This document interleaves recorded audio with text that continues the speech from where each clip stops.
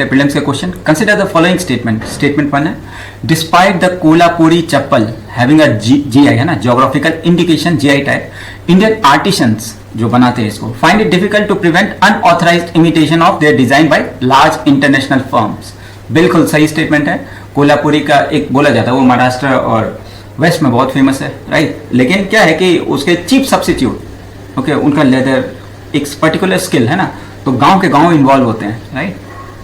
तो GI tag उनको मिला हुआ है, लेकिन अगेन चीपली इमिटेटेड।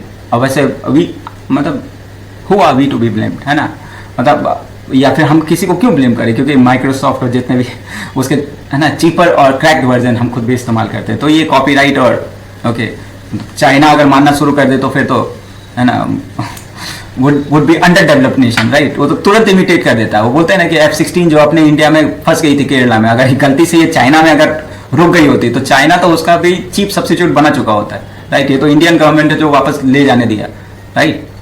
हाँ, ओके। तो स्टेटमेंट 2 देखते हैं। Intellectual property framework include GI law are structure to protect collective, नहीं बिल्कुल नहीं, वो इंडिविजुअल के क्रिएटिविटी को प्रोटेक्ट करता है, कलेक्टिव। जैसे ये बता ना, कोल्हापुरी में पूरा गांव, है ना, एक कस्बा पूरा इन्वॉल्व होता है। And traditional knowledge more effectively than individual. तो स्टेटमेंट तो बिल्कुल गलत है। तो इसमें which one of the following is correct in respect to the above statement. तो आप देख लेना, वो स्टेटमेंट 1, 2 आर करेक्ट, 2, 1 का एक्सप्लेनेशन है, 1 एंड 2 आर करेक्ट, 2 नहीं है एक्सप्लेनेशन, फिर सी है आपका, ए स्टेटमेंट 1 करेक्ट है और डी है आपका स्टेटमेंट 1 इनकरेक्ट है, ओके। तो इसमें ऑप्शन सी स्टेटमेंट 1 करेक्ट है, स्टेटमेंट 2 क्यों इनकरेक्ट है वो भी देख लिया, है ना।